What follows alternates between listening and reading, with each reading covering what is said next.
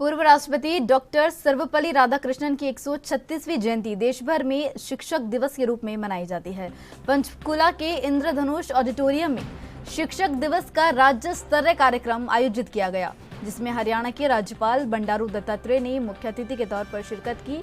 इस अवसर पर हरियाणा के शिक्षा मंत्री कंवरपाल गुर्जर, विधानसभा अध्यक्ष ज्ञानचंद गुप्ता सहित अन्य गणमान्य लोग उपस्थित रहे। आज के कार्यक्रम में 69 शिक्षकों को राज्य स्तरीय पुरस्कार देकर सम्मानित किया गया। वहीं समारोह में स्कूल शिक्षा विभाग और यूनिसेफ द्वारा passport to earning for schools learning literacy कार्यक्रम का ब्रोशर भी राज्यपाल द्वारा लॉन्च किया गया। साथ ही लाइब्रेरी ऑन व्हील्स की बस को भी हरी झंडी दिखाकर रवाना किया गया। इस अवसर पर राज्यपाल बंडारू दत्तात्रेय ने सभी शिक्षकों को शिक्षक दिवस की बधाई देते हुए कहा कि आज पूर्व राष्ट्रपति डॉक्टर सर्वपल्ली राधाकृष्णन की 136वीं जयंती मनाई जा रही है। उन्होंने अधिक समय शिक्षक के रूप में काम किया है। आज प्रदेश के शिक्षकों के बीच आकर गौरवान्वित महसूस करते हैं।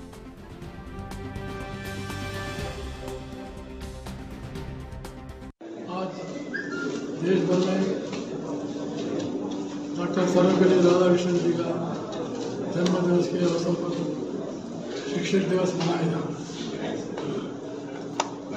और शिक्षकों का नमस्कार और सम्मान करना हमारा दायित्व बनता है।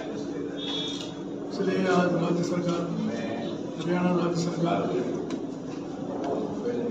इस कार्यक्रम को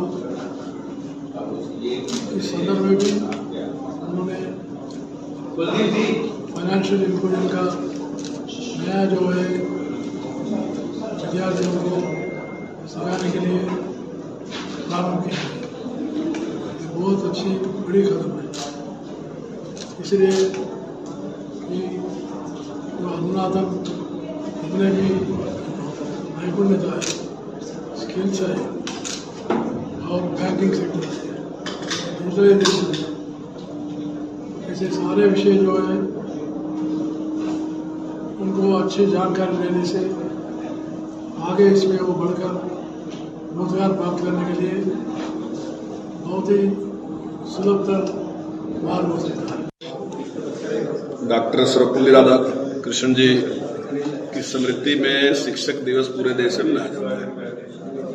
और डॉक्टर सर्वपल्ली राधाकृष्णन एक शिक्षक थे, शिक्षक से राष्ट्रपति बने और उसके साथ साथ जिस प्रकार से हमारे बहुत बड़ा योगदान है और उसके प्रति जो उनका समर्पण भाव है, तो इससे लेकर ही मैं समझता हूँ इसको शुरू किया गया शिक्षक दिवस के रूप में। और आज 69 शिक्षक जो हैं उनको हमने सम्मानित किया। उनमें से 34 जो हैं वो 2022 के हैं और 35 जो हैं वो 2023 के जो है उनको राज्य पुरस्कार दिया गया।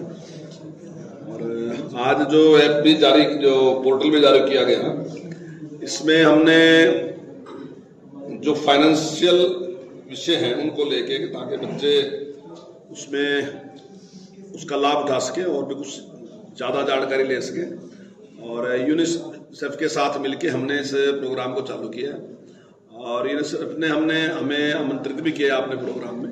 हालांकि 200 देश उसके साथ मिलके काम कर रहे हैं, लेकिन मैं समझता हूं कि प्रदेश के लिहाज से हरियाणा एक ऐसा प्रदेश है जिसको। और वहीं हरियाणा के शिक्षा मंत्री कंवरपाल गुर्जर ने कांग्रेस पर जमकर निशाना साधा। उन्होंने कहा कि जिस पार्टी में ही अनुशासन नहीं है वह प्रदेश में क्या शासन करेंगे। जो पार्टी ठीक से नहीं चला सकते वो प्रदेश को क्या चलाएंगे। उन्होंने कहा कि कांग्रेस के 10 साल के शासन में भी पक्षपात देखने को मिला था। नेताओं द्वारा केवल अपने अपने लोगों और अपने अपने क्षेत्र का विकास देखने को मिला था। हमारी बीजेपी पार्टी तो कांग्रेस से अलग पार्टी है ही, लेकिन कांग्रेस पार्टी में भी उनके अपने नेताओं के अलग अलग लोग अलग अलग खेमों में हैं। लेकिन जब से हमारी सरकार आई है तो मुख्यमंत्री मनोहर लाल की सरकार ने हरियाणा एक हरियाणवी एक का नारा देते हुए समान रूप से विकास कार्य किए हैं। वह एक देश एक चुनाव पर कंवरपाल गुर्जर ने कहा कि यह कदम सरकार ने अचानक नहीं उठाया, बल्कि पूरे सोच विचार के बाद और लंबे समय से इस बारे में सोचा जा रहा था, तब यह कदम उठाया गया है।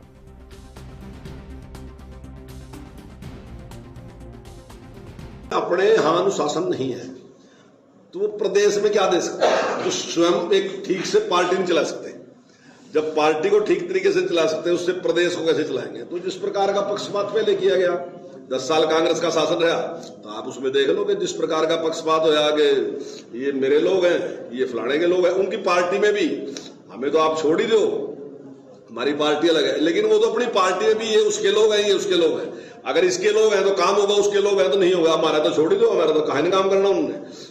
तो इस प्रकार से उन्होंने पूरे प्रदेश को बांट दिया था, चाहे रोजगार देने की बात थी, चाहे डेवलपमेंट की बात थी। लेकिन जब से सरकार आई तो माननीय मुख्यमंत्री जी ने जो नारा दिया, हरियाणा एक हरियाणवी एक, तो उसमें उन्होंने काम भी उसी प्रकार से किया और सारे हरियाणा की डेवलपमेंट भी की। मैं समझता हूं कि ऐसी पार्टी को, मैंने समझता है कि ये कोई ऐसा नहीं जिस प्रकार से दर्शाया जा रहा कि एकदम सरकार ने इस प्रकार का कोई निर्णय ले लिया, ऐसा नहीं है।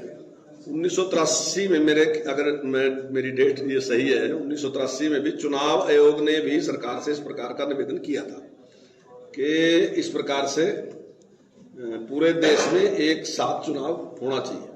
उसके बाद भी कुछ कमेटियां गठित हुई थी, उन कमेटियों ने भी इस प्रकार का प्रस्ताव दिया था। 99 में भी है, 2018 में भी इस प्रकार का प्रस्ताव सरकार को भेजा था उन्होंने। उन्होंने कहा था कि चुनाव देश में एक बार होना चाहिए। इससे बहुत बड़ा आर्थिक लाभ भी, मैं समझता हूँ आज की तारीख में अगर लोकसभा का चुनाव होता है तो लगभग 1 लाख करोड़ रुपए के करीब सरकार का खर्च होता है, और अगर ये 2 बार करोगे तो फिर लगभग डबल ही होगा, और बार बार अगर आप करते रहोगे तो ज्यादा पैसा निश्चित तौर से खर्च होगा, समय भी खर्च होगा, और चुनाव आचार संहिता लगेगी, उसका भी अलग से नुकसान होगा। तो बहुत से इस प्रकार से मैं समझता हूं, जो मेरी व्यक्तिगत राय है वो ये है कि चुनाव एक बार होना चाहिए और 5 साल तक लगातार जो मतदाता है उसने सरकार की कारगुजारी देखनी चाहिए। तो 5 साल में फिर वो आराम से निर्णय कर सकेगा कि सरकार की कारगुजारी क्या है क्या नहीं है। नहीं तो कई बार क्या है कि लोकसभा का चुनाव है, स्टेट का चुनाव है, तो वो आप व्यक्ति को टाइम ही नहीं मिलता देखने का कि सरकार की कारगुजारी क्या है। तो मैं समझता हूँ इससे ज्यादा जिम्मेदार बनेगी सरकार भी कि हमें एक परिणाम देने हैं। तो मैं समझता हूँ जनता के भी हित में।